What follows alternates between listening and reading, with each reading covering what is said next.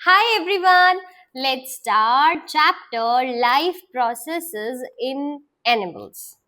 Life process, Ipsa ma'am, life process, what do you mean by life process? हमारे शरीर के अंदर जितनी भी चीजें चल रही है ये सब हमें जिंदा रहने के लिए जरूरी है. कौन बताएगा? What do you mean by life process?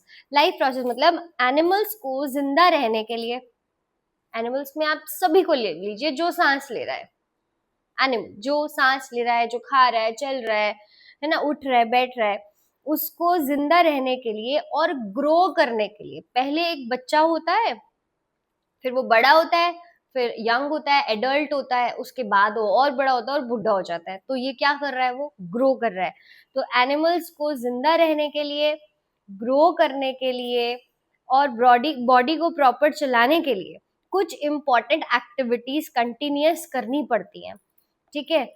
Animals have to do few activities to live, जिंदा रहने के लिए, एंड टू ग्रो. ठीक है.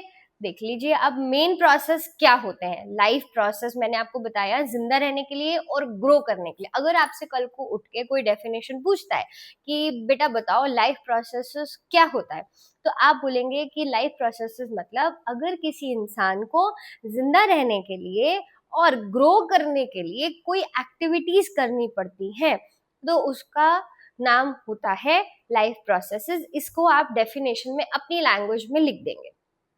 ठीक है, इंग्लिश में ट्रांसलेट करके लिख देंगे. बहुत इजीली समझ में आ गया. ठीक है, अब वो लाइफ प्रोसेसेस होते क्या है इप्सा मैम? 4 तरीके के होते हैं. नंबर 1 न्यूट्रिशन, यानी कि हम जो खा रहे हैं. Number 2 respiration, 3 transportation and 4 excretion. Nutrition से स्टार्ट करते हैं. न्यूट्रिशन मतलब फूड को लेना और उसे यूज करना. हम एप्पल लिया, बनाना लिया, मैंगो लिया, खाना लिया, तो हमें कहते हैं ना कि बैलेंस डाइट खाना चाहिए, सब कुछ खाना चाहिए. तो वो न्यूट्रिशन हमारी बॉडी में देता है जिसकी वजह से हमें अलग अलग तरीके की चीजें जिंदा रहने के लिए जो हमारे शरीर को जरूरत है वो मिल जाती है. An apple a day keeps doctor away. You must have heard this. क्या कह रहे हैं कि एक एप्पल आपको, अगर आप हर रोज एक एप्पल खाते हो तो आप डॉक्टर से दूर रहेंगे. मतलब क्या है? क्योंकि एक एप्पल में बहुत सारे न्यूट्रिशंस आपको मिल जाते हैं जो कि हमें अलग अलग जगह पे जाना नहीं पड़ता, वो एक ही एप्पल में मिल जाता है. हम फ्रूट्स खाते हैं, हम पल्सेस खाते हैं, सब चीजें हमें क्या पहुंचाती है? न्यूट्रिशन पहुंचाती हैं. तो ये भी एक लाइफ का प्रोसेस है. दूसरा है रेस्पिरेशन, मतलब एनर्जी को रिलीज करना. ट्रांसपोर्टेशन मतलब होता है बॉडी में सब्सटेंसेस पहुंचाना, कुछ भी पहुंचाना. जैसे हमारे वो हम आगे जाके पूरा डीपली पढ़ेंगे तब आपको इस चीज के बारे में प्रॉपर समझ में आएगा डेफिनेशन के साथ. एक्सक्रीशन हम सबको पता है, जो भी हमारी बॉडी का वेस्ट मटेरियल होता है वो बाहर निकालने को एक्सक्रीशन बोलते हैं. नाम से ही समझ में आ रहा है एक्सक्रीशन. वेस्ट प्रोडक्ट्स जो हमारी बॉडी, वेस्ट जो चीजें होती हैं हमारी बॉडी में, उसको बाहर निकालने को एक्सक्रीशन बोलते हैं. Nutrition in animals. Ma'am nutrition nutrition तो आप बहुत देर से कर रहे हो, पर न्यूट्रिशन का मतलब क्या होता है? फूड को लेना और बॉडी के लिए यूजफुल बनाना. जैसे कि फूड से बॉडी को क्या क्या मिलता है.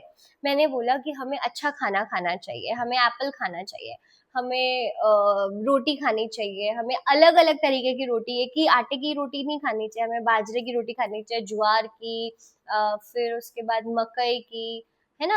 ऐसे ही हमें ग्रीन वेजिटेबल्स खानी चाहिए, पालक, करेला, बहुत सारी चीजें हैं, सो मच, है ना.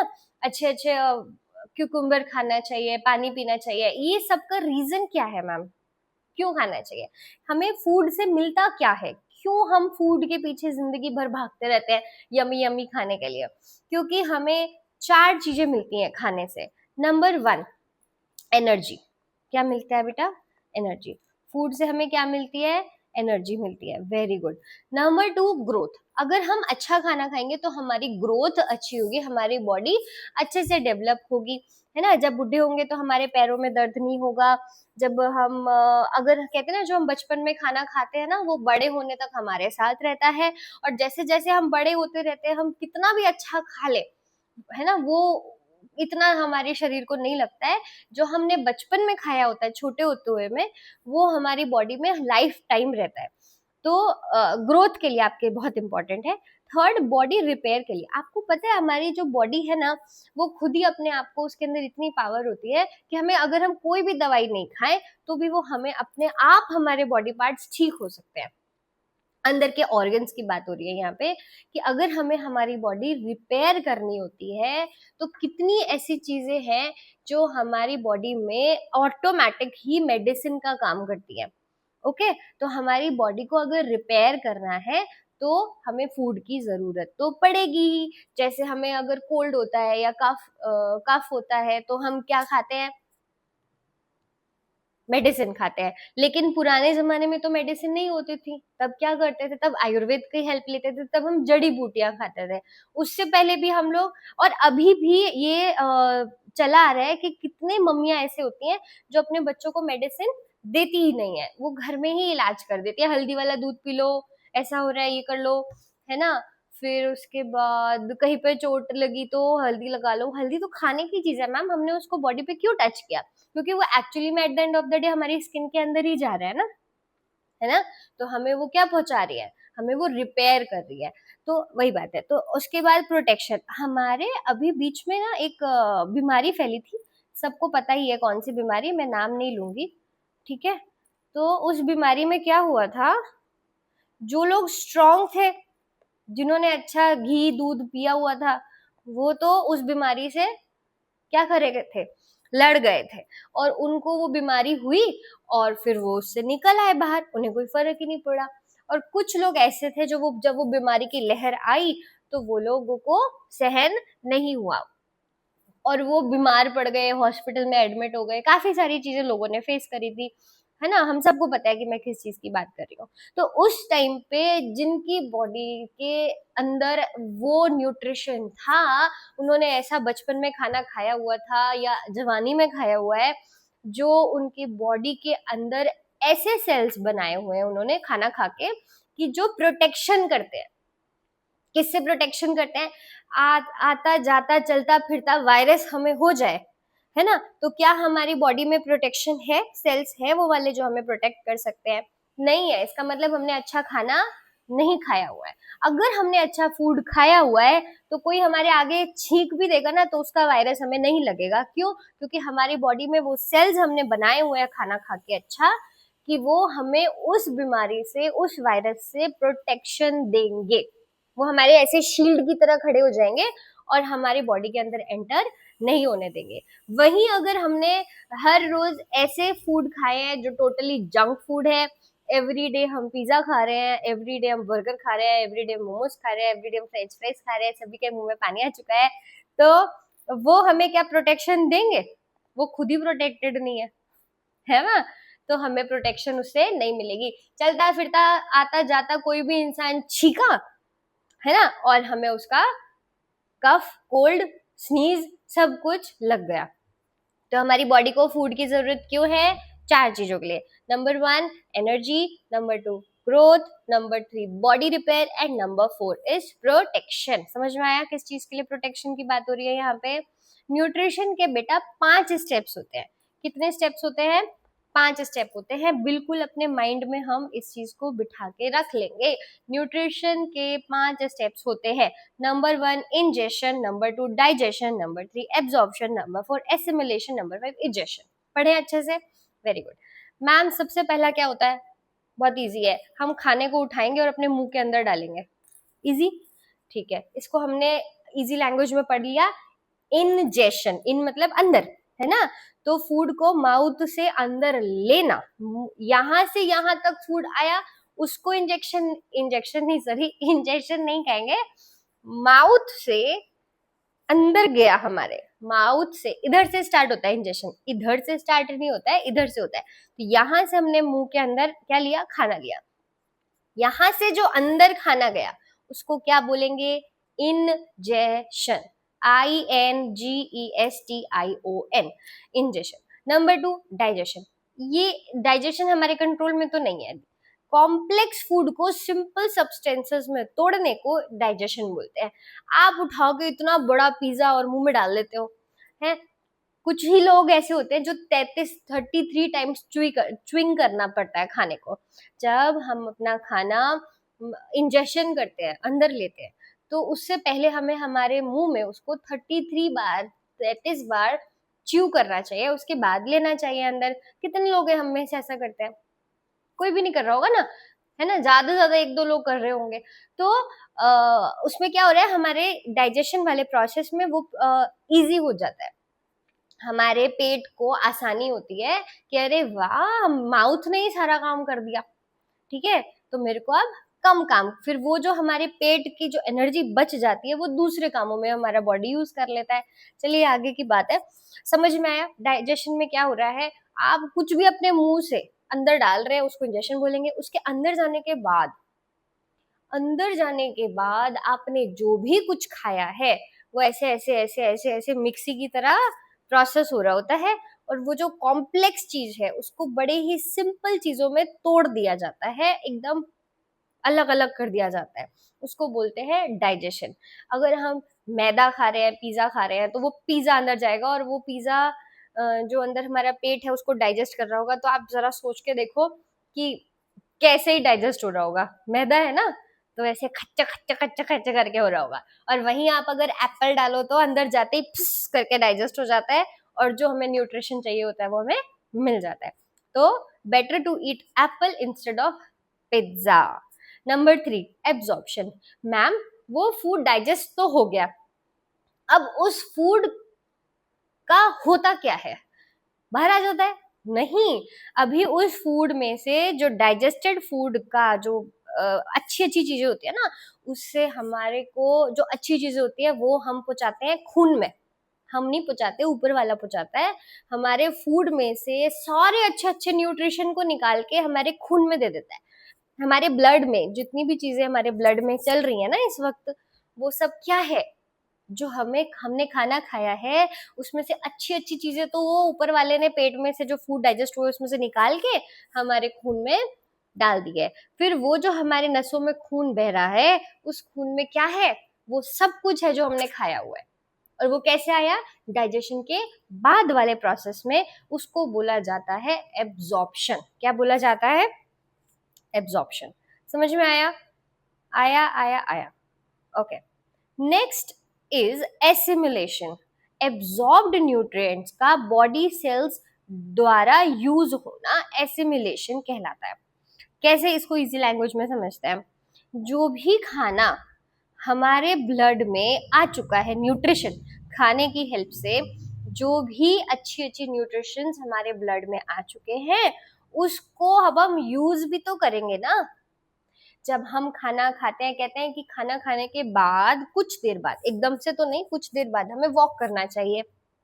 आप वॉक करने चले गए, वो क्या हो रहा है, एब्जॉर्ब हो रहा है, आपका खाना डाइजेस्ट भी हो रहा है, और आपकी बॉडी जो ब्लड में आपकी चीजें आ गई हैं। कई बार हम इतना ज्यादा खा लेते हैं, इतना ज्यादा ठूस लेते हैं कि खाए जा रहे हैं खाए जा रहे हैं खाए जा रहे हैं, तो वो चीज क्या होती है, हमारे पेट में रह जाती है, क्योंकि ब्लड को एक इतना ही चाहिए तो इतना ही लेगा ना, जो बचा हुआ है वो तो फिर वहीं पे वेस्ट ही रह जाएगा है, और फिर वो हमारे फैट में कन्वर्ट हो जाता है। तो इसलिए एब्जॉर्ब्ड न्यूट्रिएंट्स का बॉडी सेल्स जो जो हमारे बॉडी, जैसे मैं देख रही हूँ, है ना, I am watching the camera, you are watching me, तो हम आंखों का यूज कर रहे हैं, तो आंखों का यूज करने में भी तो खाने की जरूरत होती है, फूड की जरूरत होती है।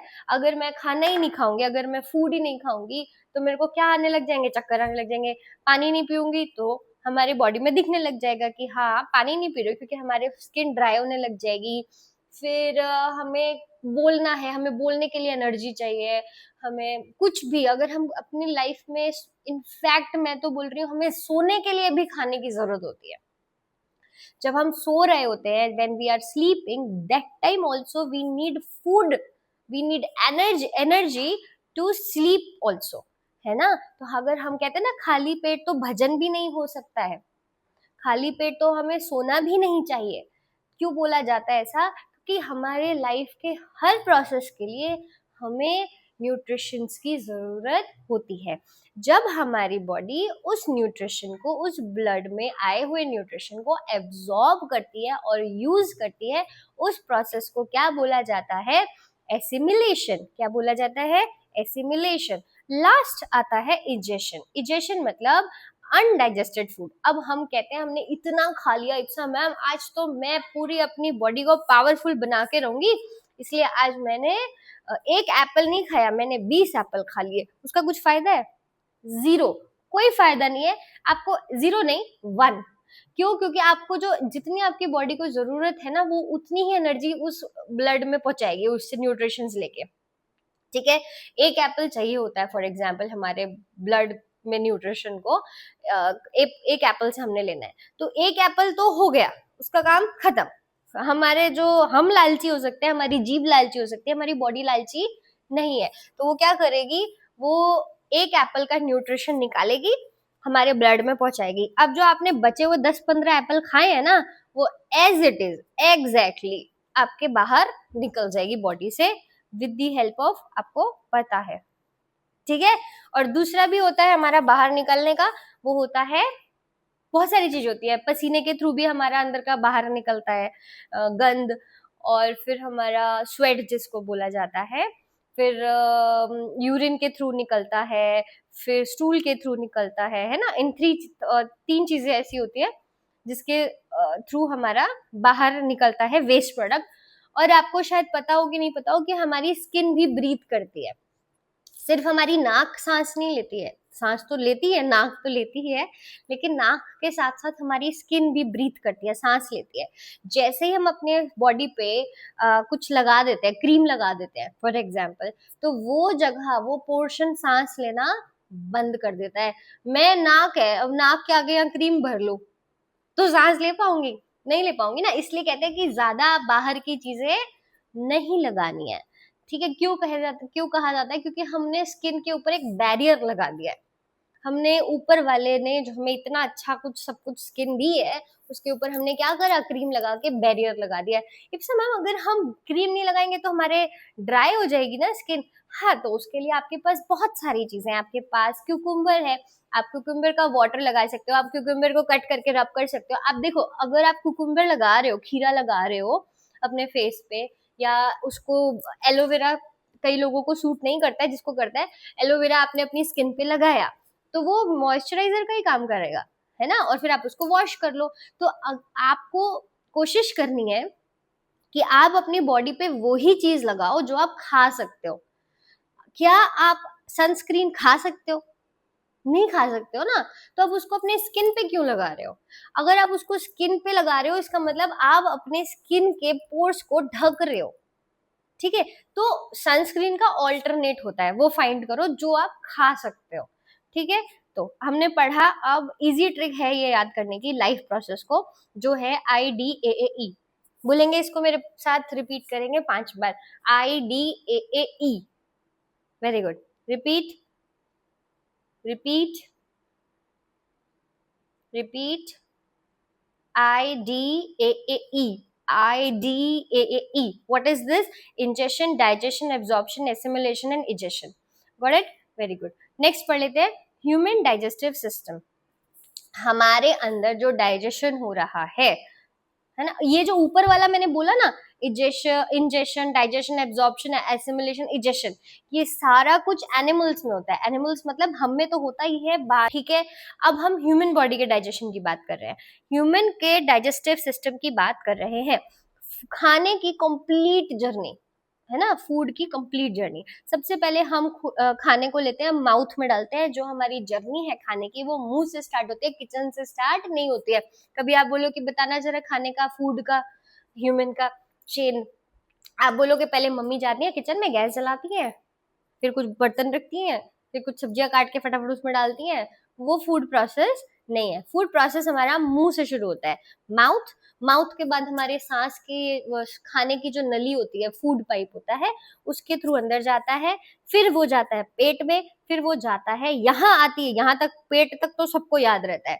यहाँ से आती है बात जो आपका बुक से रिलेटेड आपको लर्न करनी है, एग्जाम में आपको लिखना है, तभी मार्क्स मिलेंगे। इससे पहले वाले पॉइंट्स तो आप खुद भी बना बना के बोल सकते हो। मुंह से पेट, मुंह से फूड पाइप में जाता है मैम, फूड पाइप से स्टमक में जाता है। अब क्या, व्हाट नाउ, व्हाट नेक्स्ट? उसके बाद आता है, याद रखना, SLRA। SLRA that is small intestine में जाता है, स्मॉल इंटेस्टाइन से लार्ज इंटेस्टाइन में जाता है, लार्ज इंटेस्टाइन से रेक्टम में जाता है, रेक्टम से फिर एनस में जाता है। समझ में आया? पढ़े इसको डीपली। ओके चलो माउथ की बात करते हैं। माउथ में क्या है? समझ, मुंह में क्या है? मुंह में दांत है। क्या है? दांत, ई है ना, सबके दांत है। Very good. टीथ फूड को कट करता है, काटता है और च्यू करता है यानी कि चबाता है। कौन? दांत हमारे। टंग क्या करता है? टंग उस फूड को मिक्स करने में काम करता है। क्या करता है? मिक्स करने में और स्वेलो करने में हेल्प करता है। देखो अगर जो हमारा टंग है, जीभ है, वो नहीं होगी ना तो हमें बोलने में भी प्रॉब्लम होगी, हमें खाना सिर्फ बोलने में ही नहीं, हमें हर चीज में प्रॉब्लम होने वाली है माउथ प्रोसेस में।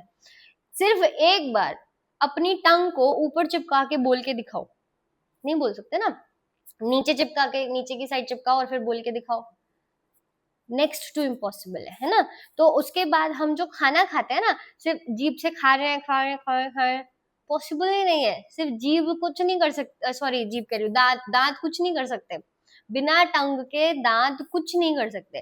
तो दांतों के साथ जोड़ी बनाई है ऊपर वाले ने, रब ने बना दी जोड़ी दांतों के साथ, किसकी? टंग की। जो टंग जो है, जीभ है, वो प्रोसेस करने में हेल्प करती है, फूड को मिक्स करने में हेल्प करती है। मिक्स मैम किसके साथ मिक्स कर रही है? हमारे मुंह में ऐसा क्या है जिसके साथ खाना मिक्स हो रहा है? उसको बोलते हैं सलाइवा, जिसको हिंदी में बोला जाता है थूक। ठीक है, तो हमारे मुंह में सलाइवा होती है जो कि मॉइस्ट करती है उस खाने को, वो मिक्स करने में काम आती है। उसके बाद सलाइवा डाइजेशन की बिगनिंग करता है।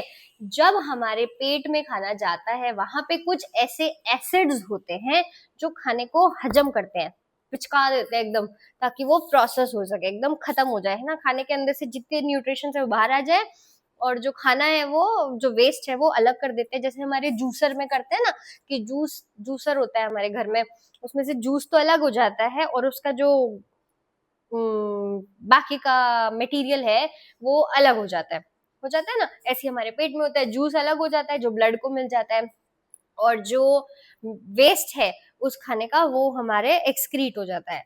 ठीक है, तो अब क्या वो प्रोसेस, अगर आपसे ये क्वेश्चन पूछा जाए एक मार्क्स में कि क्या डाइजेशन सिर्फ पेट में होता है, आप बोलेंगे नहीं, हमें पता है, हमें मैम ने बताया था कि जो डाइजेशन होता है वो हमारे मुंह में ही शुरू हो जाता है। किसकी हेल्प से? सलाइवा यानी कि थूक की हेल्प से, सलाइवा की हेल्प से। जो सलाइवा हमारे मुंह में होता है वो ही डाइजेशन के प्रोसेस को स्टार्ट कर देता है हमारे मुंह में। च्यूड फूड को जो है बोलस कहा जाता है। क्या कहा जाता है? बोलस। जो खाना अच्छे से हजम हो चुका है उसको, हजम नहीं, च्यू हो सकता, यानी कि चबा हुआ जो खाना होता है, च्यू किया हुआ खाना होता है, उसको उसको क्या कहा जाता है बच्चों? बोलस कहा जाता है। ओके, अब हमारे मुंह में, हम छोड़ने नहीं वाले हैं, हम बहुत डीप पढ़ाई करने वाले हैं। अब हमारे माउथ में है दांत। क्या है? दांत। दांत के बारे में भी पढ़ना बहुत जरूरी है। दांत देख लेते हैं कितने तरीके के होते हैं। दांत है मेरे बच्चों हमारे पास इंसिजर्स। इंसिजर्स मतलब INCISORS। इंसिजर्स जो दांत का नाम है, हर दांत का एक एक नाम दिया हुआ है। ठीक है, तभी तो हम पढ़ाई करते हैं ना। जब डेंटिस्ट होते हैं, जो लोग दांतों के डॉक्टर होते हैं, उनसे आप पूछना कि बताइए जरा दांतों के नाम, तो उनको सारे याद होंगे। ऐसे ही आप में से जिस जिसको डॉक्टर बनना है उनको ये सारे नाम याद करने पड़ेंगे। जिनको डॉक्टर नहीं बनना है और जिनको 7th में फुल मार्क्स लेकर आने हैं उनको भी ये नाम याद करने पड़ेंगे। इंसिजर्स मतलब हमारे फूड को जो कट करते हैं, क्या करते हैं? कट करते हैं, उसको इंसिजर्स बोलते हैं। कैनीज मतलब जो हमारे दांत, ऐसे दांत होते हैं जो फूड को टीयर करते हैं, फाड़ते हैं, उसको कैनीज बोलते हैं। प्री मोलर्स मतलब जो फूड को क्रश करते हैं और च्यू करते हैं, चबाते हैं और ऐसे क्रश कर देते हैं, उसको बोला जाता है प्री मोलर्स। और फिर होते हैं मोलर्स, फूड को क्रश भी करते हैं और ग्राइंड भी करते हैं। ग्राइंडर होता है हमारे मशीन, हमारे घर में, जिसमें हम कुछ भी डालते हैं और वो ग्राइंड हो जाता है, पाउडर जैसा बन जाता है। हाँ, तो तो ग्राइंड करते हैं मोलर्स, ठीक है। इजी ट्रिक याद करेंगे, इन सीजर्स, सीजर्स मतलब नाम से ही याद करना है, मतलब सिर्फ आपको ये चीज रटनी पड़ेगी, समझने वाली नहीं है, तो रटने के लिए आपको बता रही हूँ। इन सीजर्स मतलब सीजर से याद रखना, कट करने के लिए इन सीजर्स की जरूरत होती है। कैनीज, कैनीज मतलब आप याद रखो कि फाड़ने के लिए, टीयर करने के लिए कैनीज की जरूरत होती है। इसे आप कुछ भी अपना ट्रिक बना लेना चाहिए, कैनीज कैनीज कैनीज कैनीज। जैसे हम कैन वाला कोल्ड ड्रिंक पीते हैं अगर, तो उसमें ऊपर होता है ना ऐसे खच करके खुलने वाला, तो ये याद कर लो कि आप उसको फाड़ रहे हो ऊपर से, तो टीयर कर रहे हो, तो कैनीज मतलब टीयर, कैनीज वाले दांत जो टीयर करने के काम आते हैं। प्री मोलर्स मतलब क्रश करना, प्री मोलर्स, क्रश मतलब ऐसे क्रश कर देना, है ना, एकदम। तो प्री मोलर्स, मोलर्स, ऐसे रटने के लिए बता रही हूँ कि मॉल में जाने से पहले, प्री मोलर्स, मॉल में जाने से पहले आपने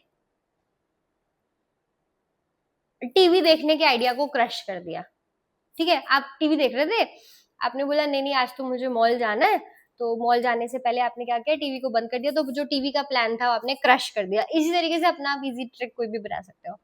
फिर मॉलर्स, अब मॉल में जाने के बाद आपने क्या किया, मॉल में यानी कि मॉलर्स, MOLARS, मॉल में जाने के बाद आपने ग्राइंड कर दिया यानी कि ग्राइंडर खरीद लिया, है ना, एक मशीन खरीद ली कि भाई सब मैम बड़ा दांत दांत दांत दांत कर रही है, चलो अब एक ग्राइंडर ले ही लेते हैं, हर चीज ग्राइंड करके ही खाया करेंगे ताकि हमारे मुंह को ज्यादा मेहनत ना करनी पड़े। तो ग्राइंडर जाके खरीद लिया आपने, समझ में आया। तो हमारे दांत कितने तरीके के होते हैं, 4 तरीके के होते हैं। इंसिजर्स कट करने के लिए, कैनीज टीयर करने के लिए, प्री मोलर्स मॉल में जाने से पहले क्रश, तो प्री मोलर्स दांत होते हैं क्रश करने के लिए। चौथा होता है मोलर्स, यानी कि मॉल में जाने के बाद आपने क्या किया, ग्राइंडर खरीद लिया, यानी कि ग्राइंड करने के लिए, ताकि हमें ज्यादा दिमाग ना लगाना पड़े डाइजेस्ट करने में। फूड पाइप, अब आती है बात ईसोफेगस के बारे में, जो माउथ से लेके हमारे, अब हमने मुंह में चबा लिया, सारा कुछ कर लिया, उसके बाद यहाँ से लेके पेट तक एक पाइप होता है जिसको बोला जाता है ईसोफेगस। स्पेलिंग होती है OE, नाम ईसोफेगस है, स्टार्ट O से होता है, तो OESOPHAGUS, ईसोफेगस। फूड माउथ से फूड फूड माउथ से फूड पाइप में जाता है। फूड पाइप की मस्क्यूलर मूवमेंट फूड को स्टमक तक पुश करती है। हमारे ईसोफेगस खाली एक पाइप नहीं होता है, वो हमारी हेल्प करता है। जैसे ये पाइप है, इसके अंदर से कुछ जाना है, तो वो ऐसे ऐसे ऐसे ऐसे उसकी मस्क्यूलर एक्टिविटीज होती हैं, जिसकी हेल्प से वो खाना अंदर चला जाता है, वरना वो अटक जाएगा ना खाना। लेकिन हमारे ईसोफेगस में ऐसी मसल्स होती हैं कि जो वो खाने को अंदर पेट तक पहुंचाने में, अंदर पेट तक पहुंचाने में मदद करती है, उसकी एक्टिविटीज ऐसी होती है। Now let's talk about stomach, पेट। हमको लगता है कि पेट कैसा होता है, रुपसा मैम आपसे पूछे कि बेटा आपके पेट का शेप क्या है, तो आप बोलेंगे मैम गोल है। नहीं, हमारे पेट का जो शेप होता है वो गोल नहीं होता है। वो कौन सी शेप का होता है बच्चों, वो होता है J शेप्ड का। कौन सी शेप का, J शेप का। फूड, स्टमक जो है वो किस किस में हेल्प करता है, वो हेल्प करता है मिक्स करने में। खाने को क्या करते हैं, मिक्स करते हैं, चर्न करते हैं। फिर हमारे पेट में कुछ डाइजेस्टिव जूसेस होते हैं। जूसेस मतलब मैम ऑरेंज जूस नहीं, जैसे हमारे माउथ के अंदर भी एक जूस होता है जिसको बोला जाता है सलाइवा, जो कि डाइजेशन करने में हेल्प करता है। उसी तरीके से हमारे पेट में भी कुछ डाइजेस्टिव जूसेस होते हैं, जिसकी वजह से खाने के ऊपर वो एक्ट करते हैं, खाने के साथ वो मदद करते हैं ताकि वो खाना डाइजेस्ट हो जाए। वो डाइजेस्ट खाना हो जाए, उसकी मदद कौन से जूसेस करते हैं, उनका नाम होता है डाइजेस्टिव जूसेस। क्या नाम होता है, डाइजेस्टिव जूसेस। डाइजेशन कंटिन्यू होता है फिर स्टमक में जो होता है आफ्टर डाइजेस्टिव जूसेस, उस डाइजेशन को क्या किया जाता है, कंटिन्यू किया जाता है, कंटिन्यूअसली वो खाना डाइजेस्ट होता रहता है। कुछ खाना जो कि हमने, हमारे शरीर को जो जितना न्यूट्रिशन चाहिए होता है वो हमने खाने से हमारे पेट ने निकाल लिया, है ना, पेट में से निकल के वो हमारे ब्लड में पहुंच गया। लेकिन कुछ खाना ऐसा होता है जो हमारे पेट के बाद पेट के अंदर स्टोर हो जाता है, डाइजेशन के बाद पेट के अंदर स्टोर हो जाता है टेम्परेरीली, उसको हम स्टोर कर सकते हैं। क्या कर सकते हैं? स्टोर कर सकते हैं। Very good. अब आती है बात स्मॉल इंटेस्टाइन में। मैम आप स्टमक स्टमक तो कर रहे हो, वो तो हमें स्टमक के समझ बाद में आता है, दो चीजें माउथ आएंगी, गया, एक माउथ से आएगी स्मॉल इसोफेगस में गया, इंटेस्टाइन और इसोफेगस से उसके बाद स्टमक आता में है गया। लार्ज स्टमक के इंटेस्टाइन। बाद स्मॉल क्या होता है इंटेस्टाइन का मैम? बहुत ज्यादा यूज होता है। स्मॉल इंटेस्टाइन जो होता है वो डाइजेशन का मेजर पार्ट, सबसे बड़ा पार्ट कंप्लीट करता है। यहाँ पे डाइजेशन कंप्लीट होता है। अगर आपसे पूछा जाए कि डाइजेशन का पहला स्टेप कहाँ शुरू होता है, तो इट्स मैम वो हमारे माउथ में स्टार्ट होता है। और डाइजेशन का आखिरी पार्ट कहाँ होता है इप्सा मैम? वो होता है स्मॉल इंटेस्टाइन में। कहाँ होता है? स्मॉल इंटेस्टाइन में। स्मॉल इंटेस्टाइन में डाइजेस्टेड न्यूट्रिएंट्स हैं वो ब्लड में एब्जॉर्ब होते हैं। जो खाना हमारे शरीर में न्यूट्रिशन पहुंचाता है वो किसकी हेल्प से पहुंचाता है? ब्लड की हेल्प से। ब्लड जो है वो खाने से न्यूट्रिशन कैसे लेता है? With the help of small intestine. समझ में आया? ओके। नाउ हम पढ़ेंगे villi. What is villi? It's ma'am villi क्या होता है? विली मतलब जो हमारा स्मॉल इंटेस्टाइन होता है ना, उसके पास ऐसे फिंगर्स के जैसे उंगलियों, जैसे हमारी उंगलियां है ना, वैसे ही फिंगर्स के जैसे छोटे छोटे स्ट्रक्चर्स बने हुए होते हैं स्मॉल इंटेस्टाइन की दीवार पे, वॉल पे। छोटी छोटी फिंगर्स के जैसे स्ट्रक्चर बने होते हैं, उसको बोला जाता है बच्चों विली। विली क्यों होता है इप्सा मैम? विली क्यों लगाया है ऊपर वाले ने स्मॉल इंटेस्टाइन के आसपास? तो वो लगाया है एब्जॉर्प्शन के लिए, ताकि वो सरफेस को बढ़ा सके। जैसे ही स्मॉल इंटेस्टाइन में खाना जाता है उसका सरफेस बड़ा होना चाहिए, जिससे कि खाना इजीली अंदर आ सके, जो कि एब्जॉर्ब करने वाली न्यूट्रिशन है वो अंदर आ सके। इसलिए उन्होंने ऊपर वाले ने क्या लगा दिया? विलीज लगा दी। विलीज क्या करता है? स्मॉल इंटेस्टाइन के सरफेस को, आसपास की लेयर को, आसपास की दीवार को वो बढ़ा देता है with the help of villi. Digested nutrients को ब्लड में एब्जॉर्ब करने में कौन मदद करता है? Again Willie. विली ही मदद करता है। विली को अगर हम दो शब्दों में बोले तो हम बोल सकते हैं मोर एब्जॉर्प्शन। विली की हेल्प से खाना एब्जॉर्ब होता है। खाना खाना जरूरी है, सही बात है। खाना डाइजेस्ट होना जरूरी है, हजम होना जरूरी है, बिल्कुल सही बात है। खाने का सबसे इम्पोर्टेंट पार्ट होता है एब्जॉर्ब करना, यानी कि वो खाना हमारे शरीर को लगना भी चाहिए, वो खाना हमारे शरीर को लगना भी चाहिए। फिर आ जाती है बात लार्ज इंटेस्टाइन की। लार्ज इंटेस्टाइन में पानी की बात हो रही है। स्मॉल इंटेस्टाइन में हम खाने की बात कर रहे थे ना, वैसे ही लार्ज इंटेस्टाइन में हम बात कर रहे हैं कि पानी पीना जरूरी है, लेकिन पानी लगना भी जरूरी है। लगना मतलब होता है एब्जॉर्ब करना। तो पानी एब्जॉर्ब कहाँ पे होता है मैम? वो होता है लार्ज इंटेस्टाइन में। ऑल्सो जो भी हमारा ऐसा खाना है जो कि अनडाइजेस्टेड रह गया है, यानी कि जो डाइजेस्ट नहीं हुआ है, वो खाना जो है फेसेस या बहने जिसको बोला जाता है, उसमें स्टोर होने में मदद करता है। मतलब वहां पे वो खाना इकट्ठा होता रहता है। ठीक है। फिर उसके बाद कहाँ से आता है स्मॉल इंटेस्टाइन? पहले माउथ, फिर ईसोफेगस, स्टमक। स्टमक के बाद क्या आया? Small intestine, large intestine. उसके बाद तीन और जगह है। पहली है रेक्टम, फिर एनस, फिर फीसस। फीसस मतलब एकदम लास्ट वाला पोर्शन, जिससे कि खाना बाहर आता है, एक्सक्रीट होता है, बाहर निकल जाता है। ऐसा पोर्शन, ऐसा मटेरियल जो हमारे शरीर ने एक्सेप्ट करने से मना कर दिया, अनडाइजेस्टेड फूड जो हमारी बॉडी से वेस्ट बाहर निकलता है, वो लार्ज इंटेस्टाइन के बाद जाता है रेक्टम में, फिर एनस में, और ये फिर जाता है बाहर वो फीसिस की हेल्प से। अनडाइजेस्टेड फूड का बॉडी से बाहर निकलना जो प्रोसेस है, उस प्रोसेस का नाम क्या होता है मैम? उस प्रोसेस का नाम होता है egestion. Digestion in ruminants. Ipsa ma'am अभी तक हमने जानवरों की बात कर ली, ह्यूमन बॉडी की बात कर ली, अब आप बताइए रूमिनेंट्स क्या होते हैं।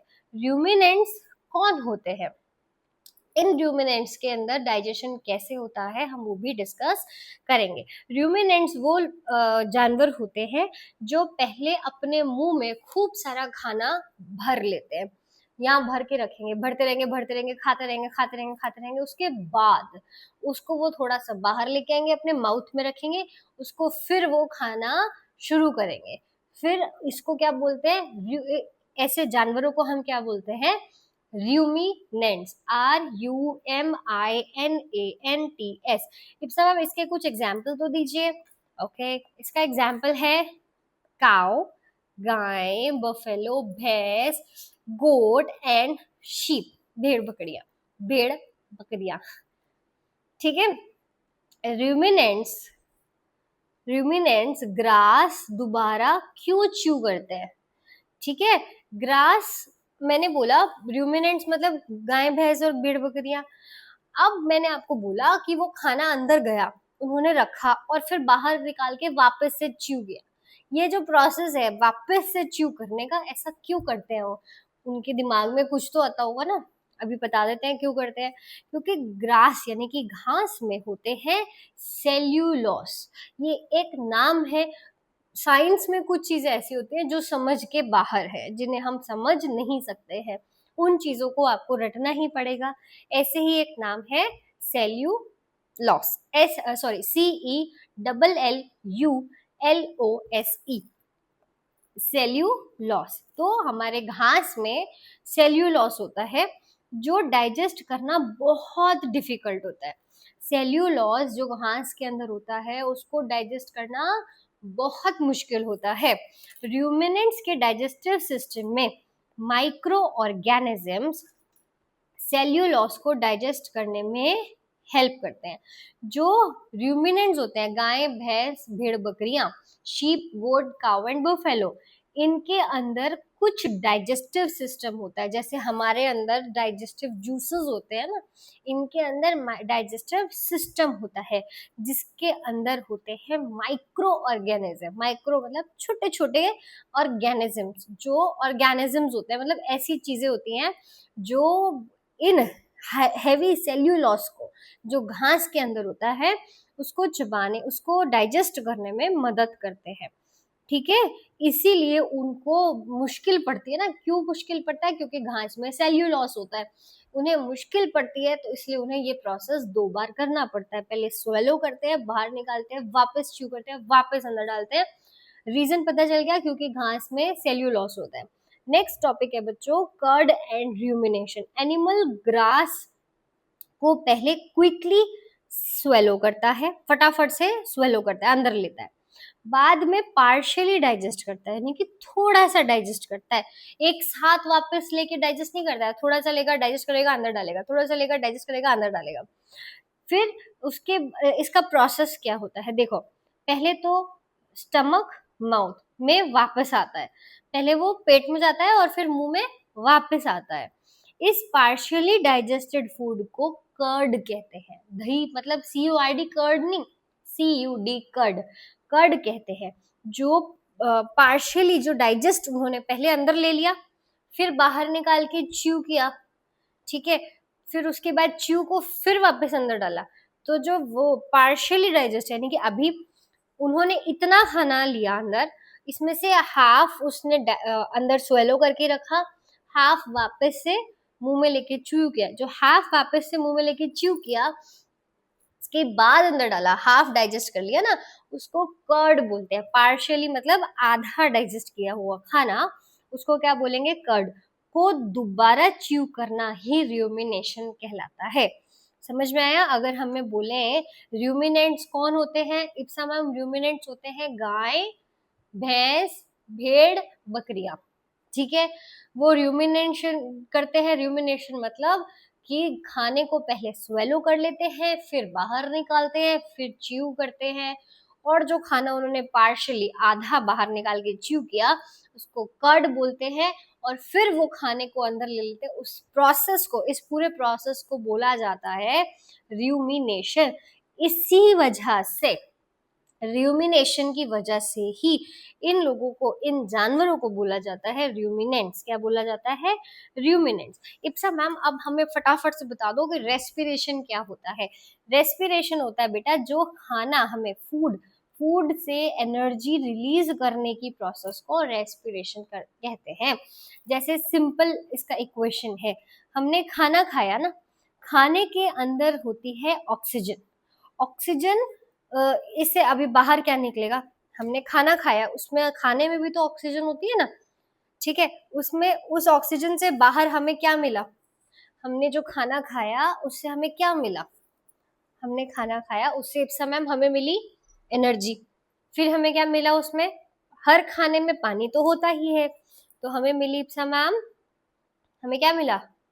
हमें मिली एनर्जी, हमें मिला कार्बन डाइऑक्साइड, क्योंकि मिला मतलब रिलीज किया, सॉरी, हमने खाना अंदर लिया, हमने खाना अंदर लिया यानी कि फूड अंदर लिया, फूड के साथ हमारे उस फूड में ऑक्सीजन भी होता है, तो हमने ऑक्सीजन भी अंदर लिया। अब हमने अपने शरीर से बाहर क्या निकाला? हमने निकाली एनर्जी, यानी कि वो फूड किस रूप में बाहर आ रहा है? एनर्जी की फॉर्म में आ रहा है, पानी की फॉर्म में आ रहा है। और जो सांस हम छोड़ रहे हैं उसको क्या बोलते हैं? Carbon dioxide. जो चीज हम लेते हैं उसको क्या बोलते हैं? ऑक्सीजन। क्या छोड़ते हैं हम? कार्बन डाइऑक्साइड, ये तो सबको पता है। तो हमने क्या छोड़ा, क्या रिलीज करा? इक्वेशन क्या बन गई? फूड, खाना, फिर हमने लिया ऑक्सीजन, छोड़ा एनर्जी, कार्बन डाइऑक्साइड और वाटर। बॉडी को एनर्जी चाहिए। आप बोलोगे इप्सा मैम आप बार बार बोल रहे हो बॉडी को एनर्जी चाहिए, एनर्जी चाहिए, एनर्जी चाहिए, क्यों चाहिए एनर्जी? हमें क्या करना होता है? हमें एनर्जी का, हमें करना होता है ये सब, हमें होता है भागना। बॉडी को एनर्जी किसके लिए चाहिए होती है बच्चों? बॉडी को एनर्जी चाहिए होती है, पेन कहाँ गया मेरा, इधर। बॉडी को एनर्जी चाहिए होती है बच्चों भागने के लिए, रनिंग, फिर सोचने के लिए, थिंकिंग, फिर धड़कनों के लिए। हमारी जो धड़कनें धक धक धक धक धक धक करती हैं, क्या बिना खाना खाए धक धक धक धक कर सकती हैं? नहीं कर सकती। क्या हमारी बॉडी, ब्रेन, ये सब चीजें ग्रो कर सकते हैं? हमारी बॉडी ग्रो करती है, हमारे हाथ बड़े हो रहे हैं, पैर बड़े हो रहे हैं, एक टाइम तक तो बड़े होते हैं, उसके बाद बड़ा होना रुक जाते हैं, लेकिन फिर भी सेल्स भी हमारी बॉडी के हर बार जन्म लेते हैं, हर बार मरते हैं, हर घंटे मरते हैं, हर घंटे जीवन उनको मिलता है। तो वो सब ग्रोथ प्रोसेस के लिए भी एनर्जी की जरूरत होती है, खाने की जरूरत होती है। और मूवमेंट के लिए, अगर हम हिल रहे हैं, इतना सा भी मैं हिली, तो उसके लिए भी हमें क्या चाहिए होती है? एनर्जी चाहिए होती है, जो कहाँ से आती है? ऑक्सीजन से आती है, और खून में जो हमारे को, स्टमक में जो हमारे को खाना मिलता है, जो हम लोग फूड खाते हैं उससे। Breathing versus respiration. कई बार लोग सोचते हैं सिर्फ ब्रीदिंग और रेस्पिरेशन एक ही चीज होती है, नहीं। ब्रीदिंग और रेस्पिरेशन में क्या फर्क है, क्या है, ये हम सब समझने की कोशिश करते हैं। ऑक्सीजन को अंदर लेना और कार्बन डाइऑक्साइड को बाहर निकालना, रेस्पिरेशन। सेल्स में फूड से एनर्जी को रिलीज होना। देखो, ब्रीदिंग क्या होता है? सांस लेना और सांस छोड़ना, सिर्फ यही ब्रीदिंग है। कहते हैं ना डीप ब्रीदिंग करो, गहरी सांसें लो, तो ब्रीदिंग में सिर्फ बाहर अंदर सांस लेना छोड़ना हो रहा है। लेकिन जब हम रेस्पिरेशन की बात करते हैं तो सेल्स के अंदर, जो हमारी बॉडी में सेल्स हैं, हमारी बॉडी छोटे छोटे सेल्स से मिलके बनी होती है, सेल्स में फूड खाने की हेल्प से जो एनर्जी रिलीज हो रही है उसको रेस्पिरेशन बोलते हैं। तो ब्रीदिंग और रेस्पिरेशन एक है? जी नहीं, ब्रीदिंग और रेस्पिरेशन एक नहीं है। ये बहुत बड़ा कंफ्यूजन हो जाता है बच्चों के बीच में। ब्रीदिंग मतलब गैस का एक्सचेंज होना, और रेस्पिरेशन मतलब एनर्जी का बाहर निकलना। ठीक है बच्चों, वेरी गुड। नेक्स्ट देख लेते हैं ह्यूमन रेस्पिरेटरी सिस्टम। अब हम देखेंगे सांसों के बारे में पढ़ेंगे कि हम इंसान जो सांसें रेस्पिरेशन करते हैं उसका पाथ क्या होता है। सबसे पहले जो एयर है, जो हवा है, वो नाक के द्वारा, नोज के द्वारा जाती है विंड पाइप में। जैसे खाना कहाँ जाता है? ईसोफेगस में। ऐसे ही सांस कहाँ जाती है? विंड पाइप, हवा की पाइप में। उसके बाद वो जाती है ब्रोंकाई, ब्रोंकाई में। ठीक है, कहाँ जाती है, ब्रोंकाई, BRONCHI, ब्रोंकाई के बाद वो जाती है लंग्स में। हमें लगता है नाक से सीधा लंग्स में पहुंच जाती है, यही लगता है ना, नो, सबसे पहले नाक से जाती है विंड पाइप में, विंड पाइप से जाती है ब्रोंकाई में, ब्रोंकाई से जाती है लंग्स में। समझ में आया, ठीक है। नोज, अब देखो, आप हमने हर एक चीज को डीपली तो पढ़ना ही है ना, नोज के बारे में पढ़ते हैं। नाक के अंदर एयर को फिल्ट्रेशन मिलता है, एयर का फिल्टर होता है। क्या होता है, फिल्टर होता है, यानी कि अच्छी अच्छी चीज सांस तो हम अंदर ले लेते हैं, और जो अच्छी चीजें हवा में, विंड जो हमारे आसपास गैस है ऑलरेडी, उसमें जो अच्छी चीजें नहीं है ना, वो हमारी नाक उसको हमारे बॉडी के अंदर नहीं आने देती है, तो वो फिल्टर कर देती है उन चीजों को जो आसपास हमारे वातावरण में हमें नहीं चाहिए। कौन सी चीजें अंदर लेती हैं, जो चीजें हमें चाहिए। तो एयर को फिल्टर कौन करता है, नोज करता है। फिर हमारे नोज का एक और काम है कि वो हमारी सांस को गरम, वार्म करता है। क्या करता है, गरम कर देता है। कौन कर देता है, यानी कि हीटर भी है, वेरी गुड।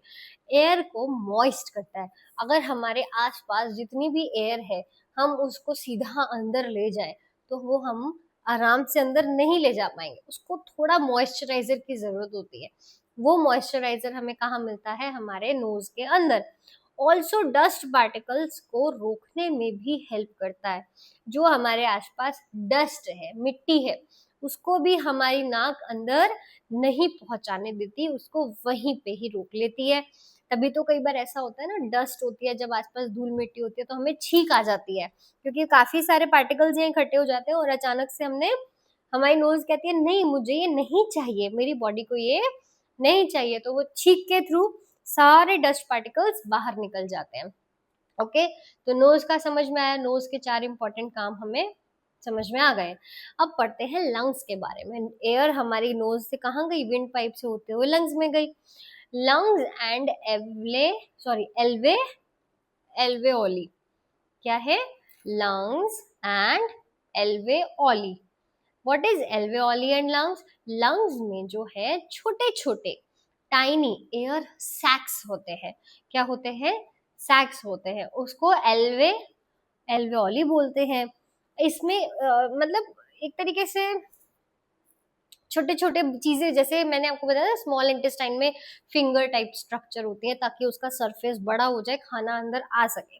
ऐसे ही लंग्स में भी ये होते हैं, जिनको SACS बोला जाता है। ठीक है, ये जो है लंग्स में टाइनी एयर सैक्स होते हैं, जिसको एल्वेओली बोला जाता है। एल्वेओली का मेन पर्पस क्या होता है, में गैसेस का एक्सचेंज होता है। क्या होता है, गैस का एक्सचेंज, आना ऑक्सीजन का और कार्बन डाइऑक्साइड का जाना। अगर आपसे पूछें कि ये प्रोसेस लंग्स में कहाँ होता है, तो आप बोलेंगे मैम ये प्रोसेस लंग्स में होता है, एल्वेओली में। और ये क्या होते हैं, छोटे छोटे एयर सैक्स होते हैं। Okay, oxygen blood, carbon dioxide lungs. ये क्या करती है कि एल्वेओली क्या करता है, जो ऑक्सीजन हम अंदर लेते हैं ना, वो ऑक्सीजन फटाफट से, कितनी जल्दी प्रोसेस होता होगा ये सोच के देखो आप, फटाफट से उस एयर से जो हमने अंदर ली, उसमें से तो ऑक्सीजन को ये निकालता है, निकालने के बाद ये हमारे ब्लड में डाल देता है। कौन, एल्वेओली। और जो कार्बन डाइऑक्साइड होता है, जो हमें नहीं चाहिए होता है, उसको वो फटाफट से लंग्स में वापस फेंक देता है।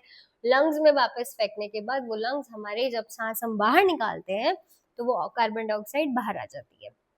फिर कार्बन डाइऑक्साइड ब्रीदिंग के थ्रू बॉडी से बाहर निकल जाती है। एक्सरसाइज के टाइम क्या होता है, एक्सरसाइज के टाइम तो हम कितनी जल्दी जल्दी जल्दी सांस ले रहे होते हैं। एक्सरसाइज के टाइम मसल्स को, एक्सरसाइज के टाइम एक्सरसाइज के टाइम मसल्स को ज्यादा एनर्जी चाहिए होती है। क्या चाहिए होती है, बॉडी को ज्यादा एनर्जी चाहिए होती है ना। किसको ज्यादा एनर्जी चाहिए होती है, बॉडी को, मसल्स को, हमारे अंदर जो मांसपेशियां हैं उनको ज्यादा एनर्जी चाहिए होती है। इसलिए क्या होता है एक्सरसाइज के टाइम पे, इप्सा मैम हमें वो बताइए, एक्सरसाइज के टाइम पे होता है हमारी सांसें तेज हो जाती हैं, हमारे दिल की धड़कनें बढ़ जाती हैं, मोर ऑक्सीजन बॉडी में अंदर आती है। जब हम कहते हैं ना, इसलिए तो बोलते हैं एक्सरसाइज करना चाहिए। एक्सरसाइज के फायदे बता रही हूँ मैं भी आपको। क्या हो रहा है तमाम, हार्ट बीट अच्छी हो रही है, इंक्रीज अच्छी हो रही है, मतलब हार्ट को आपके एक तरीके से हेल्दी बनाया जा रहा है क्योंकि ज्यादा ऑक्सीजन मिल रही है ना। तो मोर ऑक्सीजन बॉडी में अंदर आ जाती है, मोर ऑक्सीजन, ज्यादा ऑक्सीजन जो है मसल्स तक पहुंचती है। एक्सरसाइज में हमारी बॉडी में जितनी भी मांसपेशियां हैं, एक्सरसाइज के दौरान हमारी मांसपेशियों को ज्यादा ऑक्सीजन मिलती है। ओके बच्चों। अब आती है बात एनएरोबिक एक्सरसाइज। एनएरोबिक एक्सरसाइज मतलब anaerobic respiration. Very good. Anaerobic respiration मतलब एनएरोबिक, नाम से ही पता चल रहा है। एन एन मतलब कि उस टाइम में ऑक्सीजन का कोई लेना देना नहीं हो रहा है। मतलब अगर मसल्स को सफिशिएंट ऑक्सीजन नहीं मिलती है, अगर हमारी मांसपेशियों को, इस समय आप कह रहे हो कि एक्सरसाइज से हमारी बॉडी को हमारे मसल्स को ज्यादा ऑक्सीजन मिलती है, क्या होगा अगर हमारे मसल्स को ऑक्सीजन नहीं मिले तो, या ज्यादा हमारी बॉडी को ऑक्सीजन ना मिले तो क्या होगा? तो उसको बोला जाता है एनएरोबिक रेस्पिरेशन। क्या बोला जाता है? एनएरोबिक। हम लोगों ने, आपने ये नाम तो सुना ही होगा, हम बोलते हैं कि हम एरोबिक्स करने जा रहे हैं। एरोबिक्स मतलब बहुत फास्ट फास्ट जिसमें डांस होता है, एक ही एक्शन को 10-10 15-15 बार रिपीट किया जाता है। उसकी हेल्प से हमारे अंदर ऑक्सीजन पहुंच रही होती है, ज्यादा ऑक्सीजन मसल्स को पहुंच रही होती है, इसलिए उसको एरोबिक एक्सरसाइज बोलते हैं। एनएरोबिक, एरोबिक का ऑपोजिट, जब हमारे मसल्स को ऑक्सीजन नहीं मिल पाती है तो उसको एनारोबिक बोला जाता है। इस प्रोसेस में लैक्टिक एसिड बन सकता है। क्या बन सकता है हमारी बॉडी में? Lactic acid. लैक्टिक एसिड के एक्यूमुलेशन से, एक्यूमुलेशन मतलब जब वो चीज इकट्ठी हो जाती है हमारी बॉडी में, अगर ऑक्सीजन नहीं पहुंच रहा है ना, तो हमारी बॉडी में लैक्टिक एसिड बनता है। लैक्टिक एसिड से क्या होता है मैम, हमारे जो मसल्स हैं वो थक जाते हैं, ठीक है, और फिर हमें क्रैम्प्स आते हैं। आपको पता होगा जब जो घुटना होता है उसके पीछे जो काफ वाला एरिया है, कई बार वहां पे क्रैम्प्स नहीं आ जाता है कि सोते सोते भी एकदम कुछ चटक जाता है, फिर हम बहुत देर तक रोते रहते हैं कि दर्द हो रहा है, दर्द हो रहा है। उसको क्रैम्प्स बोलते हैं, मसल क्रैम्प्स। वो किस वजह से होता है? एनएरोबिक रेस्पिरेशन की वजह से होता है, यानी कि हमारी बॉडी में अच्छे से ऑक्सीजन नहीं पहुंची है, इस वजह से हमारी जो मांसपेशियां हैं वो थकी थकी हो जाती हैं और हमें क्रैम्प्स आने लग जाते हैं। डिफरेंट एनिमल्स में जो रेस्पिरेशन होता है वो कैसा होता है वो अब हम पढ़ते हैं। एनिमल्स डिफरेंट ऑर्गन से रेस्पिरेशन करते हैं। क्या आपको पता है हर एक की नाक तो नहीं होती, सभी जानवर की नाक होती है? देख लेते हैं। अर्थवॉर्म, अब हम पढ़ेंगे अर्थवॉर्म के बारे में। अर्थवॉर्म सबने देखा है, धरती पे ऐसे ऐसे करके जो कीड़ा सा चलता है ना छोटा सा, वो अपनी स्किन की हेल्प से रेस्पिरेशन करता है। मैंने आपको बोला था ना कि हमारी स्किन से भी वो हो रहा होता है, हमारी जो स्किन होती है वो भी ब्रीथ कर रही होती है। इसी तरीके से जो अर्थवॉर्म होते हैं उनमें भी जो रेस्पिरेशन होता है, यानी कि फूड, वो एनर्जी का रिलीज करना जो होता है, वो किसकी हेल्प से हो रहा होता है? उनके स्किन की हेल्प से हो रहा होता है। उनके पास ऊपर वाले ने अलग से नोज नहीं दी है। मछलियों की बात करें तो इस समय मछली की नोज नहीं होती, नहीं होती। मछली के पास होते हैं गिल्स। क्या होते हैं? गिल्स होते हैं। फिश वाटर में, फिश कैसे सांस लेती है? फिश पानी में घुली हुई ऑक्सीजन, जो डिजॉल्व्ड ऑक्सीजन है, उसको गिल्स से एब्जॉर्ब करती है। किसकी हेल्प से करती है? गिल्स, गिल्स से एब्जॉर्ब करती है, ठीक है। कॉकरोच, कॉकरोच के पास नाक होती है? नहीं होती। कॉकरोच के पास होते हैं स्पाइरेकल्स। क्या होते हैं? स्पाइरेकल्स। ट्रैकियल ट्यूब्स से रेस्पिरेशन, इनके दो चीजें होते हैं जिससे सांस रेस्पिरेशन करते हैं, एनर्जी रिलीज करते हैं। एक होता है स्पाइरेकल्स, एक होता है ट्रैकियल। इन दोनों को मिलाकर ही ये सांस ले पाते हैं, सॉरी रेस्पिरेशन कर पाते हैं। क्या होते हैं ऐसे याद कर लो, ये कॉकरोच है, कॉकरोच है ये, ट्राई कर रही हूँ बनाने का, है ना। ऐसे याद कर लो कि ये कॉकरोच बनाया मैंने फॉर एग्जाम्पल। अब इसके अंदर क्या है, ऐसे याद करो, ये स्पाइरल है, क्या है, इतना मैम ने ड्राइंग की थी कॉकरोच की बड़ी सड़ी हुई थी, उसमें मैम ने याद दिलाया था कि इसमें क्या है, स्पाइरल जैसी शेप के हैं, तो स्पाइरेकल्स। और कॉकरोच खुद ही कैसा लगता है, टाई, ऐसा लगता है ना किसी ने टाई पहनी हुई है, ये टाई लटक रही है, ये गले से लिपटी हुई है ठीक है। तो ट्रैकियल ट्यूब्स, क्या है, ट्रैकियल ट्यूब्स। तो कॉकरोच किसकी हेल्प से करता है, समझ में आया, स्पाइरेकल्स और ट्रैकियल ट्यूब्स। ओके, ये 1 मार्क के क्वेश्चन में पूछा जा सकता है। फ्रॉग, फ्रॉग सबको पता है क्या होता है, मेंढक। फ्रॉग के पास एक तो स्किन होती है जिसकी हेल्प से वो रेस्पिरेशन कर रहा होता है, उसकी चमड़ी, और लंग्स, लंग्स होते हैं उसके पास, दोनों से रेस्पिरेशन कर सकता है। जो मेंढक होता है वो अपनी सांस से भी रेस्पिरेशन कर सकता है और लंग्स से भी कर सकता है। इप्सा मैम, ट्रांसपोर्टेशन क्या होता है, ट्रांसपोर्टेशन, ट्रांसपोर्टेशन वो ट्रांसपोर्टेशन नहीं है, ये है transportation. What is transportation, body में, हमारे शरीर में अलग अलग सब्सटेंसेस अलग अलग चीजों को एक प्लेस से दूसरे प्लेस तक पहुंचाना जरूरी है। जैसे हमारे, जो हमने एक सिविक्स का चैप्टर, चलो वो तो बड़ी क्लास में मैंने पढ़ाया था, आप अमूल की डेयरी है, ठीक है, वहां पे फैक्ट्री है, पहले तो वहां पे खूब सारा जो दूध है वो अमूल के पैकेट्स में पैक किया जाता है, वहां से कहाँ लेके जाते हैं, कन्फेक्शनरी पे लेकर जाते हैं, कन्फेक्शनरी पे हम जाते हैं, वहां से फिर हम दूध का पैकेट खरीदते हैं, ठीक है। इंडस्ट्री से, यानी कि उस फैक्ट्री से जहां पे वो पैकेट को पैक किया गया, वहां से जो ट्रक उस पैकेट को उठाकर, खूब सारे पैकेट्स को उठाकर अपने पीछे रखकर वो कन्फेक्शनरी शॉप तक जो उसने पहुंचाया ट्रक वाले ने, उसको बोलते हैं ट्रांसपोर्टेशन। तो वही ट्रांसपोर्टेशन हमारे शरीर में भी होता है, वो कौन करता है, कौन करता है, पढ़ लेते हैं। ट्रांसपोर्टेशन होता है बेटा, इधर से उधर जो हमारी बॉडी में चीजें जा रही होती है, ट्रांसपोर्ट हो रही होती हैं। इस समय हमारी बॉडी में इधर से उधर क्या चीजें जा रही होती है, अमूल, नो, क्या हमारा, हमारी बॉडी में पेन पेंसिल इधर से उधर जा रहे होते हैं, नहीं जा रहे होते। हमारी बॉडी में क्या चीजें जा रही होती हैं, देख लेते हैं। सबसे पहले जा रही होती है ऑक्सीजन, सांस, आ रही है जा रही है, आ रही है जा रही है, आ रही है जा रही है।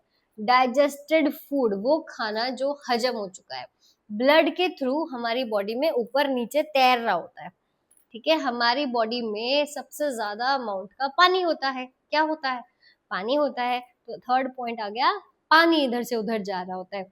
हॉर्मोन्स होते हैं हमारी बॉडी में, कहते हैं ना हम बड़े हो रहे होते हैं, जैसे अब आप 7th में आ गए हो तो हमारी बॉडी में हॉर्मोन्स चेंज हो रहे होते हैं। हॉर्मोन्स होते हैं वो हम डीपली आगे जाके पढ़ेंगे, लेकिन अभी के लिए आप इतना समझ लो कि हॉर्मोन्स हमारी बॉडी में ग्रोथ के लिए, ग्रोथ होने के लिए हमारी बॉडी में जरूरी होते हैं, है ना। हमारी बॉडी चेंज हो रही होती है तो उसमें वो चेंज जो हमें अच्छी चीज हो रही होती है, हमें चाहिए होती है, वो चेंज जो हो रहा होता है वो हॉर्मोन्स होते हैं। वेस्ट सब्सटेंस भी इधर से उधर हो रहा होता है, ठीक है, यानी कि ऐसे चीजें जो हमारी बॉडी को जरूरत नहीं है वो भी किस में हो रहे होते हैं, इधर से उधर। ट्रांसपोर्टेशन किसका हो रहा होता है, इन 5 चीजों का, oxygen, digested food, water, hormones and waste substances. Humans में ट्रांसपोर्टेशन के लिए इम्पोर्टेंट क्या है, अगर हमारी बॉडी में इधर से उधर कोई चीजें पहुंच रही हैं, इप्सा मैम, तो वो कौन पहुंचा रहा है, तो मेरे बच्चों वो पहुंच रही है 3 चीजों की हेल्प से। पहला, हमारा दिल क्या पहुंचा रहा है, हार्ट, हमारा हार्ट बहुत ही ज्यादा रिस्पॉन्सिबल है अच्छी चीजों को हमारे तक पहुंचाने में। और दूसरा हमारा खून, ब्लड, जो कि यहाँ से लेके और पैरों तक ऊपर नीचे बहुत स्पीड में हो रहा होता है। दूसरा ब्लड। तीसरा blood vessels. What is blood vessels? जैसे जैसे आप बड़े होगे ये सब चीजें आप डीपली पढ़ाई करते चले जाएंगे, इसलिए अभी जितना पढ़ाया जा रहा है उतना हम पढ़ेंगे। अभी के लिए मैं बता देती हूँ, ये छोटे छोटे खून में ना ऐसे गोल गोल होते हैं, ये सारे ब्लड वेसल्स होते हैं, जिसकी हेल्प से हमारे बॉडी में जो भी अच्छी अच्छी चीजें हमें चाहिए होती हैं वो हमें मिलती रहती हैं, इधर से उधर चीजें पहुंचती रहती हैं। मैम अब आप ना हमें ब्लड ब्लड बहुत कर रहे हो, ब्लड के बारे में भी कुछ बता दो। ब्लड, ब्लड एक, अगर आप एक वर्ड एक लाइन में अगर आप कुछ बोलना चाहते हो खून के बारे में तो आप खून को कैसे बताओगे? What is blood? ब्लड एक फ्लूइड, फ्लूइड मतलब लिक्विड, कनेक्टिव मतलब इधर से उधर कनेक्शन का काम करता है, और एक टिश्यू है। क्या है? टिश्यू। वो टिश्यू पेपर नहीं जिससे आप हाथ पोंछते हो, टिश्यू मतलब ये अगेन ये छोटे छोटे होते हैं ना, ये इनको टिश्यू बोला जाता है। ये इतने माइक्रो ऑर्गेनिजम्स होते हैं कि आपको बहुत डीप अंदर जाके घुस कर देखना पड़ेगा, बड़ा करके देखना पड़ेगा। मैग्नीफाइंग ग्लासेस अलग तरीके के होते हैं ना उनसे। अगर आपसे मैं पूछूं बेटा ब्लड की डेफिनेशन बताएंगे, तो आप बोलेंगे ब्लड की डेफिनेशन होती है ma'am, it blood is a fluid connective tissue. What is blood? Fluid connective tissue, एक ऐसा लिक्विड जो हमारी बॉडी में इधर से उधर कनेक्शन के काम आता है। ब्लड में क्या क्या होता है? ब्लड में तो आपने बहुत कॉमनली सुना ही होगा सभी के मुंह से, ब्लड में 4 चीजें होती हैं। Red blood cells, RBC, WBC white blood cells, plasma, platelets. क्या क्या होते हैं? इसको रट लेना अच्छे से, एकदम दिमाग में बसा लेना। Red blood cell, white blood cells, plasma, platelets. पढ़ लेते हैं। आरबीसी क्या होते हैं? आरबीसी में हीमोग्लोबिन होता है। हीमोग्लोबिन कहते हैं ना, हाय मेरा तो हीमोग्लोबिन कम हो गया है। हीमोग्लोबिन मतलब जब हमें चक्कर आने लग जाते हैं, अगर कम हो जाता है तो हमारा हीमोग्लोबिन कम हो गया है। और भी बहुत सारे रीजंस होते हैं, किसी को उनके उसकी मम्मी को भी था, उसके पापा को भी था, तो वो वहाँ जनरेशन से भी आता है। और भी बहुत सारे कारण होते हैं, ठीक है, वो अच्छा खाना नहीं खा रहे हैं उससे भी होता है। तो आरबीसी में, आरबीसी किसके लिए रिस्पॉन्सिबल है इप्सा मैम? आरबीसी रिस्पॉन्सिबल है बच्चों हीमोग्लोबिन के लिए। उसका मेन फंक्शन क्या होता है आरबीसी का इप्सा मैम? आरबीसी का मेन फंक्शन होता है ऑक्सीजन को ट्रांसपोर्ट करना। हीमोग्लोबिन की वजह से ब्लड रेड दिखता है। अगर आपसे कोई पूछे कि हमारा खून नीले रंग का क्यों नहीं होता, लाल रंग का क्यों होता है, तो आप बोलोगे क्योंकि हमारे ब्लड में आरबीसी होता है, जिसकी वजह से हमारा ब्लड, हीमोग्लोबिन की वजह से हमारा ब्लड रेड होता है। क्या होता है? रेड होता है। और आरबीसी यानी कि रेड ब्लड सेल किसके लिए रिस्पॉन्सिबल होता है? उसमें ऐसा क्या होता है कि वो क्या काम कर रहा होता है? तो वो ऑक्सीजन ट्रांसपोर्ट कर रहा होता है, एक जगह से दूसरी जगह पे पहुंचाने का काम कौन करता है? एक जगह से दूसरी जगह पे ऑक्सीजन पहुंचाने का काम करता है आरबीसी।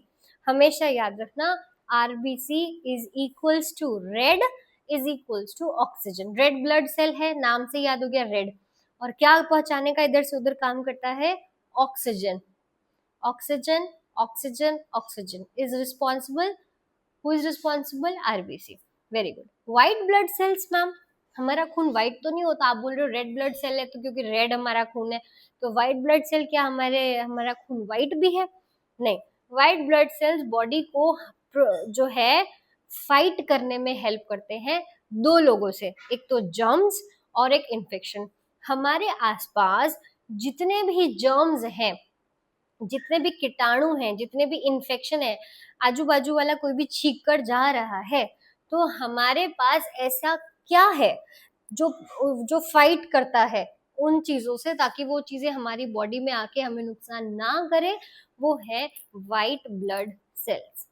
ठीक है, याद रखना व्हाइट ब्लड सेल से याद रखना डिफेंस, यानी कि डिफेंस मतलब खुद को प्रोटेक्ट करना, खुद को बचाना, किसी और के जर्म्स या किसी और के इन्फेक्शन हमें नहीं लगते हैं, उसका रिस्पॉन्सिबल है हमारे प्रिय व्हाइट ब्लड सेल्स।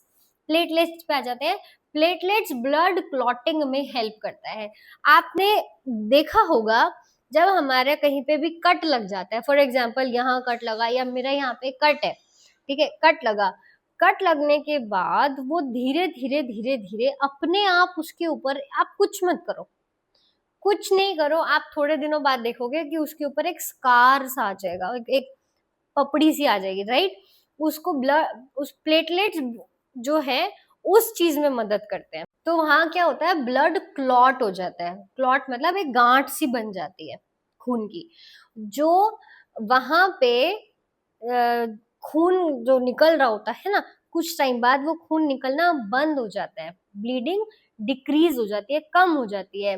किस वजह से डिक्रीज हो जाती है? प्लेटलेट्स की वजह से, क्योंकि प्लेटलेट्स रिस्पॉन्सिबल है क्लॉटिंग के। किसके रिस्पॉन्सिबल है? क्लॉटिंग के। कहते हैं ना क्लॉट्स बन गए, ये ऐसे क्लॉट्स बन जाते हैं, ठीक है। तो प्लेटलेट्स ब्लड क्लॉटिंग में हेल्प करता है। ब्लड क्लॉटिंग की जरूरत इस समय पड़ती क्यों है? ताकि अगर हमारे को कहीं पे ब्लीडिंग हो रही है तो वो कम हो जाए।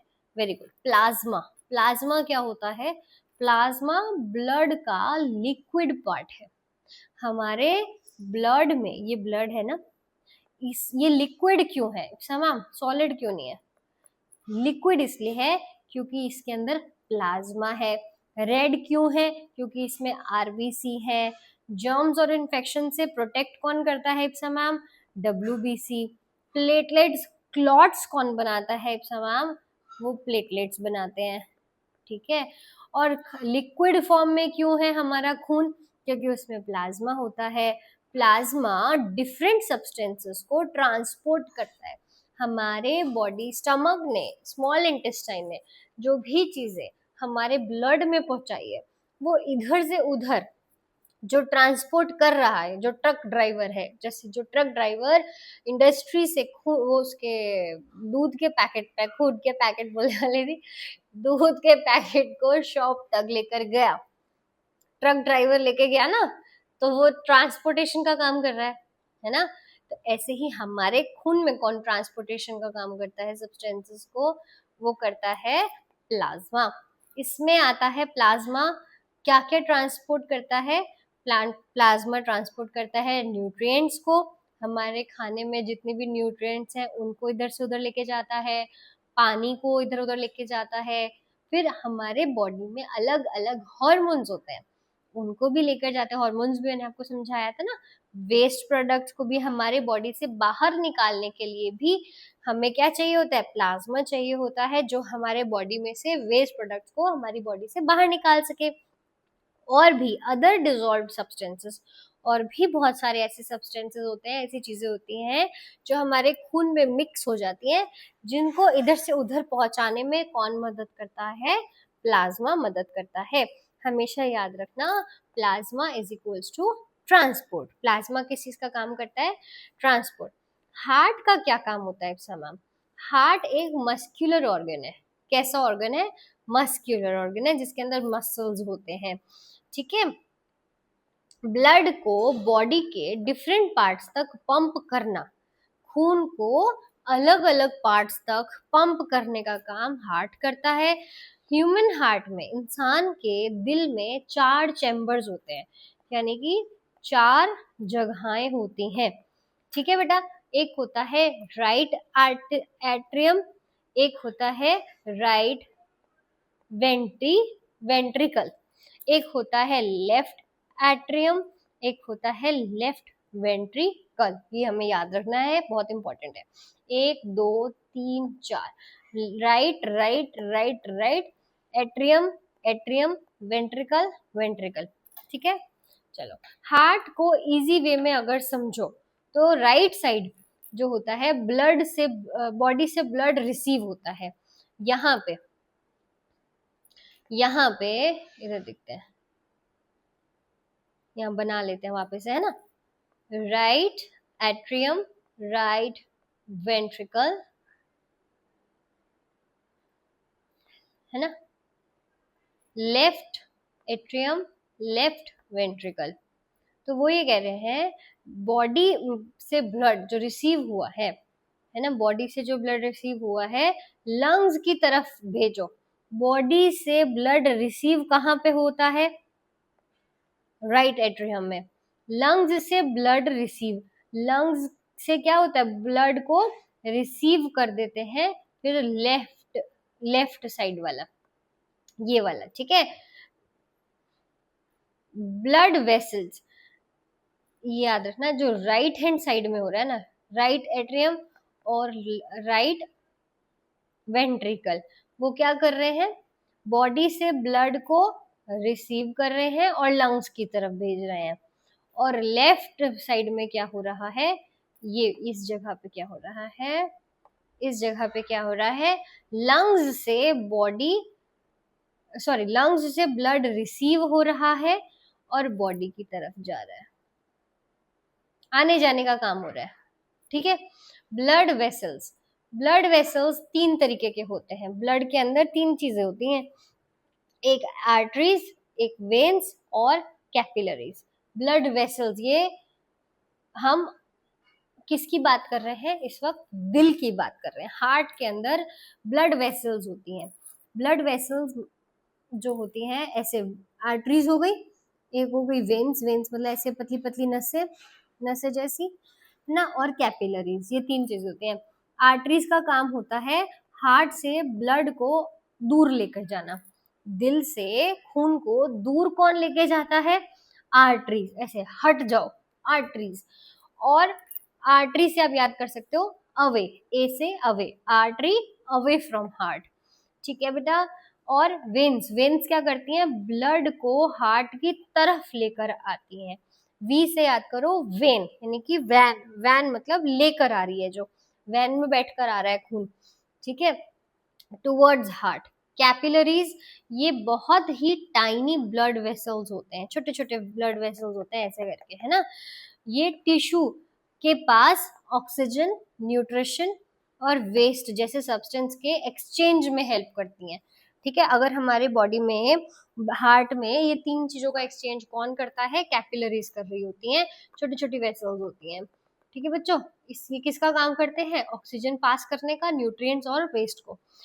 पल्स क्या होते हैं, कहते हैं ना हमारे यहाँ पे पल्सेस होते हैं, पल्स, हार्ट बीट की वजह से आर्टरीज में रिदमिक मूवमेंट होता है। आर्टरीज में, आर्टरीज मतलब अवे, जो दूर लेकर जाती हैं हार्ट से, है ना। तो आर्टरीज में क्या होता है, एक रिदम होती है, एक रिदम मतलब डिंग डिंग डिंग, एक ही उसमें ताल में चल रहे होते हैं, तो रिदमिक मूवमेंट होता है।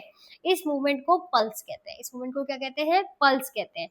पल्स रेट अगर हम जानना चाहें तो एक मिनट में पल्सेस के नंबर को, एक मिनट में इतनी सांसें ले, इतनी रिदम इसकी हार्ट की है, इस रिदम में इसका हार्ट चल रहा है, उसको बोलते हैं पल्स रेट।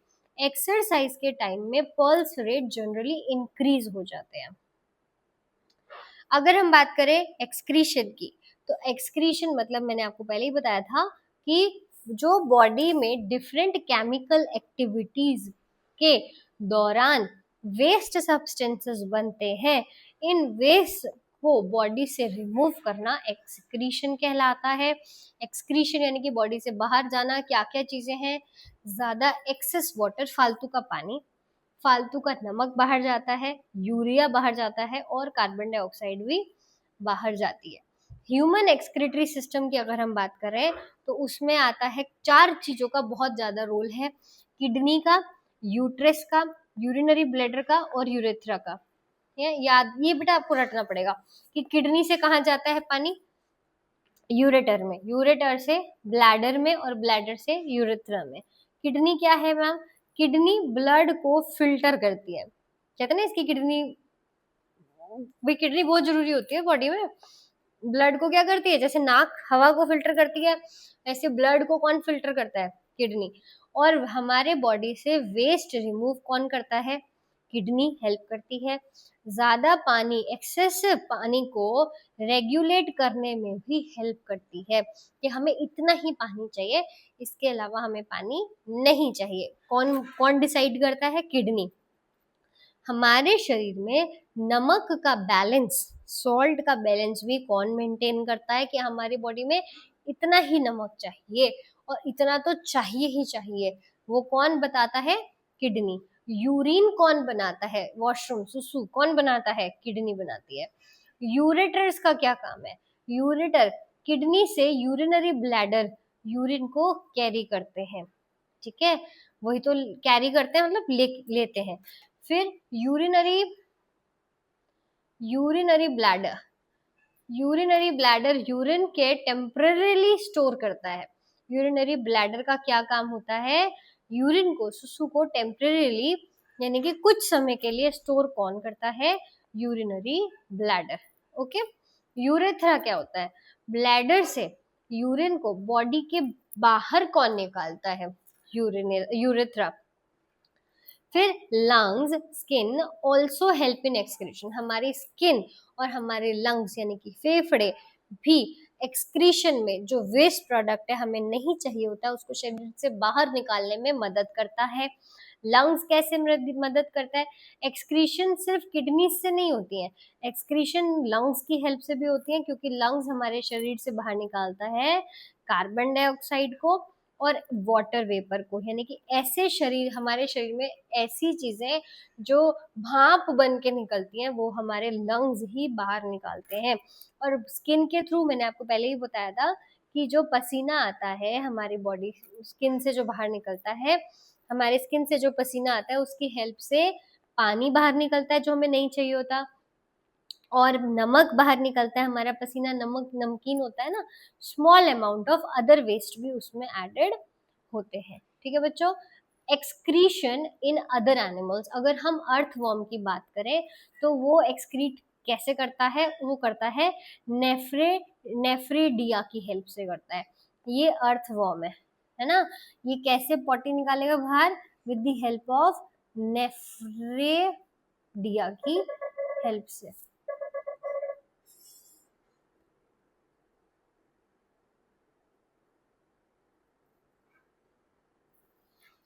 ठीक है बच्चों। कॉकरोच कैसे बाहर निकालता है? कॉकरोच निकालता है, ये रहा कॉकरोच, ये निकालता है ट्यूब्यूलेस की हेल्प से। मछली कैसे निकालती है? गिल्स, किडनी वेस्ट रिमूवल की हेल्प से। गिल्स से तो वो हो ही रहा है वो क्या बोलते हैं, रेस्पिरेशन, मैंने आपको बताया था, और किडनी। चलिए, thank you so much for watching, bye bye.